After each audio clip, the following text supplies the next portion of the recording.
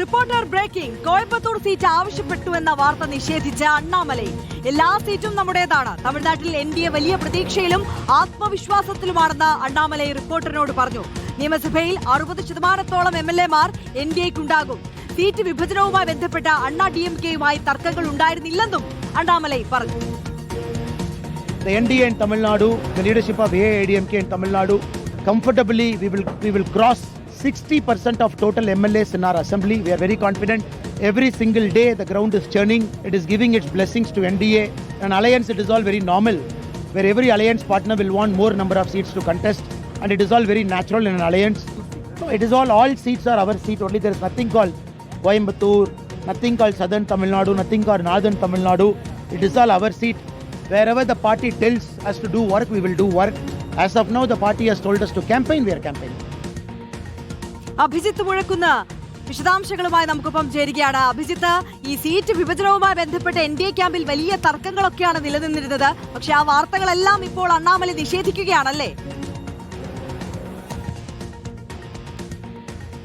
തീർച്ചയായും ആര്യ, അങ്ങനെ തന്നെയാണ്. NDA സ്ഥാനാർത്ഥികളുടെ പ്രചാരണത്തിനായി കേരളത്തിലാണ് അണ്ണാമലയുള്ളത്, കണ്ണൂരിലാണ്. ഈ പ്രചാരണം പുരോഗമിക്കുന്നതിനിടയിലാണ് തമിഴ്നാട്ടിലെ BJP-യുടെ സ്ഥാനാർത്ഥി പട്ടിക പുറത്തു വരുന്നത്. ഏറെക്കുറെ പ്രതീക്ഷിച്ചതുപോലെ അണ്ണാമലയ്ക്ക് സീറ്റ് നൽകിയിട്ടുമില്ല. ഇതിൽ ഏതെങ്കിലും തരത്തിൽ കോയമ്പത്തൂർ സീറ്റ് ആവശ്യപ്പെട്ടിരുന്നോ എന്നുള്ള ചോദ്യത്തിനോടാണ് അദ്ദേഹം അതിന് നിഷേധിച്ചുകൊണ്ടുള്ള ഒരു മറുപടി നൽകുന്നത്. താനൊരു എളിയ പാർട്ടി പ്രവർത്തകനാണ്, ഒരു BJP-യുടെ കാര്യകർത്താവാണ്. അപ്പോൾ പാർട്ടി പറയുന്നതനുസരിച്ച് താൻ പ്രവർത്തിക്കും, പാർട്ടി എന്താണോ തനിക്ക് നൽകിയിട്ടുള്ള ഉത്തരവാദിത്തം അത് താൻ നിർവഹിക്കും എന്നുള്ളതാണ് അണ്ണാമലയുടെ മറുപടി. പക്ഷേ യഥാർത്ഥത്തിൽ കോയമ്പത്തൂർ സീറ്റ് അണ്ണാമലൈ ആവശ്യപ്പെട്ടിരുന്നു എന്നുള്ളതാണ് നമ്മൾ മനസ്സിലാക്കുന്ന കാര്യം.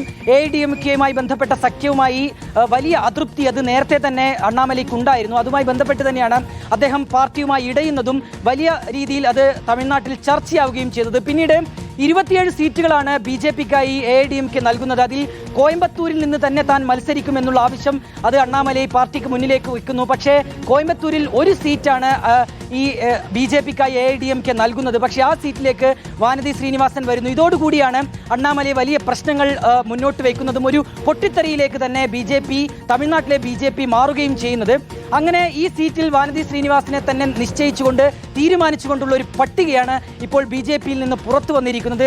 നിലവിലേതായാലും താൻ അങ്ങനെ ഒരു സീറ്റ് ആവശ്യം മുന്നോട്ട് വെച്ചിട്ടില്ല എന്നുള്ളതാണ് ഏതായാലും അണ്ണാമലൈ നൽകുന്ന മറുപടി. പക്ഷേ അദ്ദേഹത്തിന്റെ ഒപ്പമുള്ളവരെ കൂടി വെട്ടിനിരത്തിക്കൊണ്ടുള്ള ഒരു പട്ടികയാണ് നിലവിൽ പുറത്തു വരുന്നത് എന്നുള്ളതാണ് നമ്മൾ മനസ്സിലാക്കുന്ന കാര്യം. അതിനാൽ തന്നെ കൂടുതൽ ഏതെങ്കിലും രീതിയിലുള്ള പ്രതികരണത്തിലേക്ക് അണ്ണാമലൈ കടക്കുമോ എന്നുള്ളതാണ് കാത്തിരുന്നു കാണേണ്ട കാര്യം. നിലവിൽ യാതൊരു വിധത്തിലുള്ള പ്രശ്നമില്ല മുന്നണിക്കകത്ത് എന്നുകൂടി അദ്ദേഹം പറയുന്നുണ്ട്.